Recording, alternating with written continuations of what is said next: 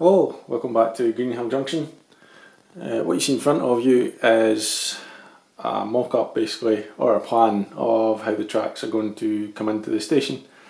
So the beauty of this Peco Flexi track is you can flex it into shape and it kind of stays in shape, to be honest. And what I've got myself is I got myself the Tracksettas, which are just a fantastic bit of kit. They're about £7–8 each. So I got 3, 4, 5, 6, 7. I got 7 curves ranging from 18" to 48" and a straight one. But they just make track laying so much easier. So I'm quite liking the curves coming out the tunnels into the station. And what I'm going to do is I'm basically going to start the platforms there and have them curving in to the station, because that will give me more room and it kind of fills this area as well. And also what I'm thinking is having a kind of derelict siding in here just to add a bit of interest to that wee corner. The other thing that you might notice is I've done my first ever sketch build and I'm really quite chuffed with it. It's the tunnel over there. So I'll just grab it.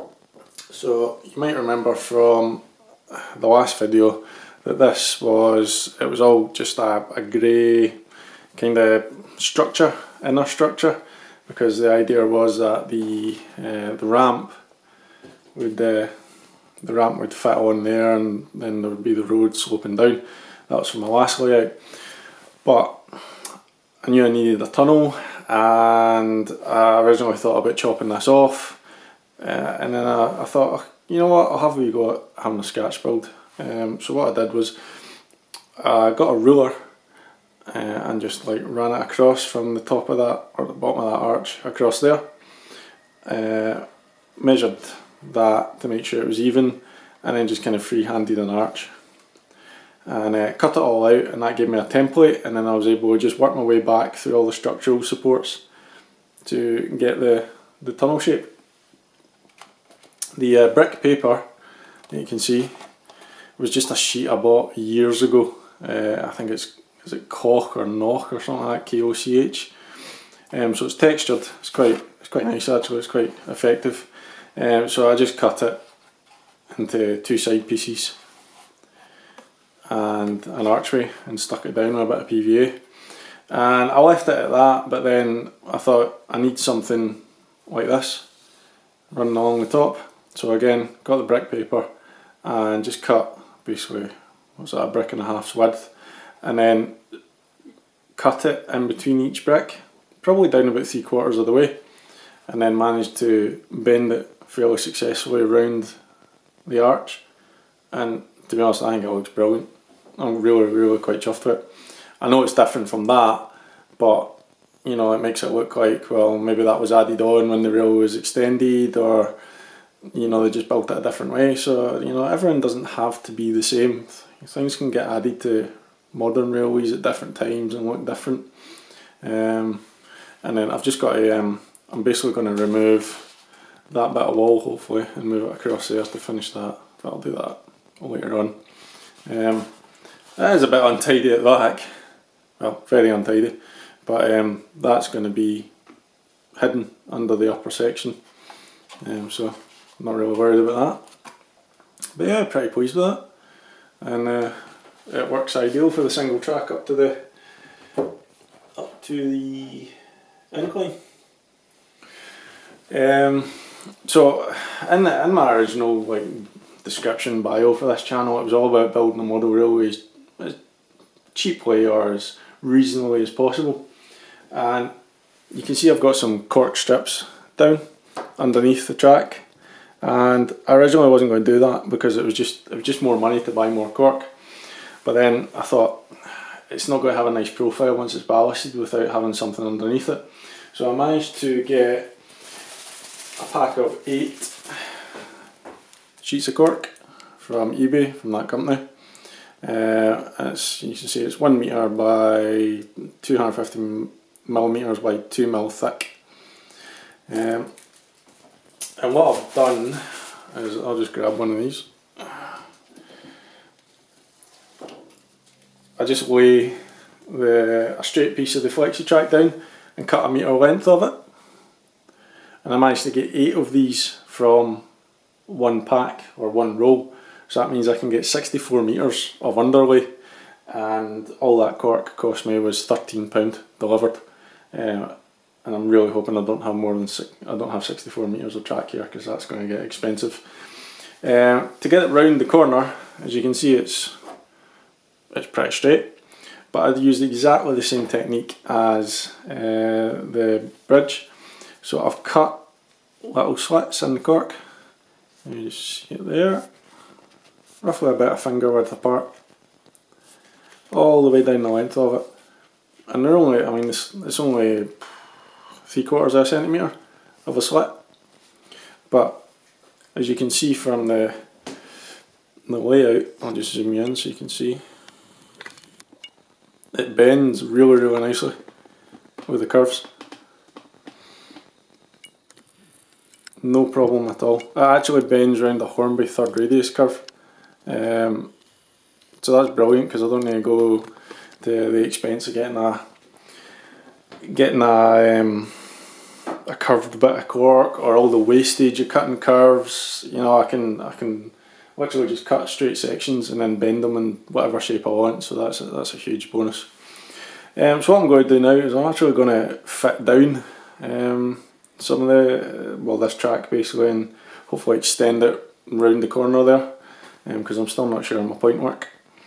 And I'll show you how I do that. Alright, back in a bit.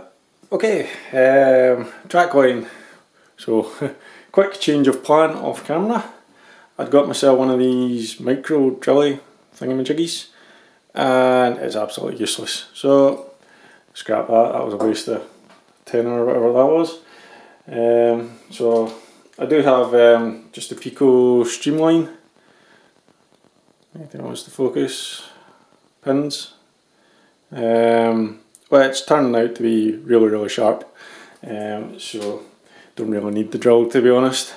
So what I've done is I have drawn around the structures and removed them.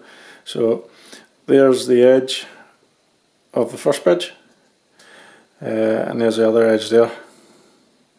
And what I want is the tracks to run straight, because they look quite big, those bridges, but trust me, on my last layout they did not like curved track going through them. So I want it going straight through the bridge and then start the curve just where this wider bit is, because that's where the second bridge is going to sit, so there's more room there. So I've already stuck down this piece using the straight Tracksetta and the pins.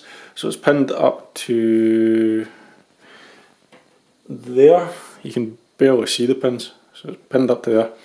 And these things are brilliant. They click into the track, and then all you do is slide it along to where you want it. Put your pin in between, hammer it down, pick it back out, and then hammer the pin all the way down. Alright, so I'm going to attempt to demonstrate that on the parallel piece. I've also got these Peco track spacers. So the spacing you want to use for double is the smaller gaps, and on the corners you want it to kind of widen out just to avoid it hitting off one another. So but this one's fixed. It's 2.5 centimetres from the edge of that bridge.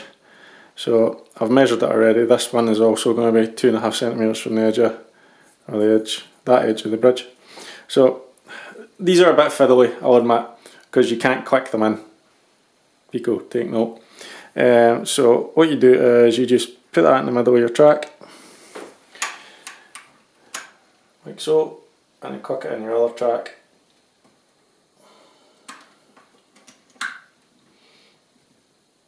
And it just gives you the perfect spacing. And I've got 2, so I've put that there. That's pretty much bang on for spacing, not a lot of adjustment there. Now just to make sure this is totally straight, pop that in. It went in straight away, and that's fine. So this is where things get a wee bit delicate and you try not to move anything. So keep that there. And these pins are incredibly small. So small you can barely see it on camera. And they're very hard to hold on to when you're trying to hit them with the smallest hammer I've got. So what I find is if you take your Zuron track cutters and very gently hold the pin in them, i.e. don't cut through it. Still can't see that pin. Trust me, it's there. So if I go for the second to last sleeper and just place it on, I think that moved.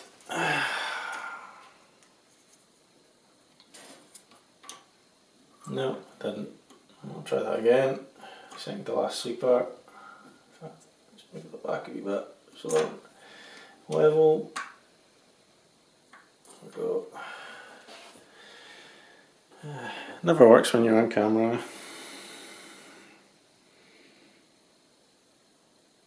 Right, hold that. Try and hold the track at the same time. Place it on the sleeper.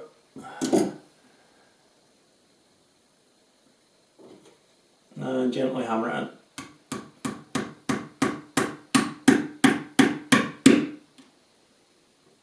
And let it go.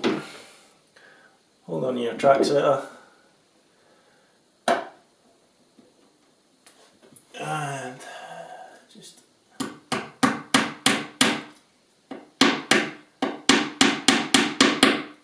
and that's that in. Check the distance. Perfect. Check the distance over here again. Perfect. And that's the two straight sections fitted in. Check the widths. Yep, that runs all the way down. No problem at all. So fiddly, but the results are much better in my mind. And so I'll leave it at that, and I'll show you how to do a curve. So back in a minute. Okay, doing the curves. It's really just a suck it and see, trial and error sort of thing to see what curves fit in with what I had planned for the platform. So I kind of worked my way down, and what I've got is the 36-inch curve coming round here to about here, where it then straightens out. That's the edge of my platform there, or when it was a straight platform. It's obviously now going to come around there. And then to complement that, I've got the size down, which is a 30-inch diameter radius curve. Radius, I think it is. And that will run to about there, where this straightens up. Now again, all you're fiddling about with this on your straight section, you just need to use that to make sure the spacing's right. Zoom out. Go. So that bit's going to be straight. So got to make sure they're the correct width, like so. And also on the curves, it should be wider than this to avoid anything hitting one another. So if I move that up there, you can see, if I zoom in, I need a cameraman for this, that it's not clicking in, that's running along that rail there. So therefore the curve is wider than what the straight's going to be. So hopefully the the carriages will pass one another. So I'm not going to bore you with me hammering in pins again. I'm going to do exactly what I did. I'm going to start the curve down, where's that pin? Down there. So I'll bring that down, I'll put in a pin round about there, and I'll put in a few more pins because it's a corner or a curve, and then that'll hold that in place, and I'll show you once both curves are done. Alright, so back in a bit. Right, that is both those bits of track fully fixed down. It's fiddly, I'm not going to lie, it is fiddly, but I think as you can see, it gives a really nice finish, and it's worthwhile taking the time. And you can see how straight that bit of track is, and then the lovely smooth curves. And I've trimmed those ends with the Zood on, just so I can attach a straight section now that'll go through the rest of the station. Some of you may be wondering why I'm not putting any droppers on just now. It's basically because I don't electrify, or well, I don't connect every bit of track to the bus wire. I kind of do it at strategic points and depend on fish points for the continued sort of connectivity. Points wise, anything before and after a point will get electrified, but if there's nothing else breaking the sort of straight run of track, then it'll be every few metres or so. Just to prove that all these tools and the spacings work, I've got two carriages out here. These are pretty much standard size for my steam trains. So you can see plenty of space in between them. And if I bring that one up to the sort of apex of the corner and run that one past, there's loads of room. And again, bring that one up onto the straight. Absolutely no fill in at all. I'll just show you for this side. So you've got the two straights that will go through the bridge onto the two nice curves without a kink in sight. And that is honestly the first time I've used those track setters and the track spacing tools. I just went for it, I didn't practice. And yeah, really pleased. So yeah, I'm going to crack on with the rest of the track line, and I'll finish this video off in a few days or maybe a week or so, once I've actually got a bit more track laid. So I'll see you then. Cheers. Right, well, it's been a few weeks since I did the last video in this update. It's taken longer than I planned to get this done, but I've got probably 2/3 of the lower level done now. I'm really quite pleased with the way it's turning out.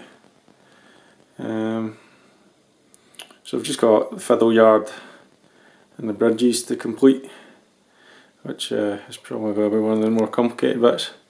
But I really like this bit. This is my station. Got nice gentle curves into station and out, a junction system, and then 4 big sweeping curves over to where the bridges will be. So I'll take you into the middle of the layout and show you for that angle as well. Right, so now we're in the middle. Again, that's the station. You can see plenty of space for platforms. Nice sweeps under the bridges. This bit, okay, I'll admit it's a wee bit higgledy-piggledy trying to get these 4 tracks around here. I don't really know what happened there, but it was the only way things were going to fit. Certainly the back 2 lines are much smoother, but all this is going to be hidden anyway. I've ran things over it, there's no derailments, it's fine. Then it comes out these tunnels, which I had from my last layout. They were Metcalf ones, but I always thought they were too high, the archways. So I've cut a fair bit off them to make them a little bit lower, and I think they look much better. And I did a little bit of scratch building on the side there to just join them up and put a wall in. Now the problem is that these 2 corners are a lot tighter, so I've had to put a bit of cork under that, a bit of 3mm cork, just to raise it up a wee bit. Whereas these ones, because they're much gentler, are fine, but obviously to keep the tunnel mouths the same height, I'm going to stick cork under there as well. And then this is the sort of beginnings of the fiddle yard. which is going to need wait because I've run out of funds basically to buy more things. So this is as far as I'm getting for this month. But I've got 3 medium radius points coming off that line. That'll go into 3 sidings there. Maybe a 4th. I was thinking of kind of get a point in there and have another siding, but then I should have a gap there for maybe some sort of yard kind of thing. Don't know. I kind of make this up as I go along just now. I want the 4 lines to come together, so that's why I've got a slight bend in them just now, and run down the middle. And then I've got the points coming off of here, so it's 1 medium radius off the main line, and then short radius for the sidings, with possibly a return into that area. I was going to put the engine shed there, but the way things have worked out, I'm a wee bit short on space, so I'm hoping the engine sheds fit in there. But let's see, we'll see what happens. So it's taking a while, but I'm taking my time. I'm making sure that everything runs, no carriages collide with one another. I'm getting nice gentle curves, I'm getting good joins, so it is really worthwhile taking my time to do this. So next video I'll hopefully be cracking on with the fiddle yard sort of thing, side of things, and get at least it all completed up to the bridges, because right now I've only got 1 bridge for in there. I'm thinking of scratch building one for the back, but I don't know yet. So I'll let you know what I think of that in the next video. So thanks very much for watching. If you've got any comments, please leave them and I'll get back to you. Subscribe to the channel so you can keep up to date with the updates. And thanks again for watching. Bye for now.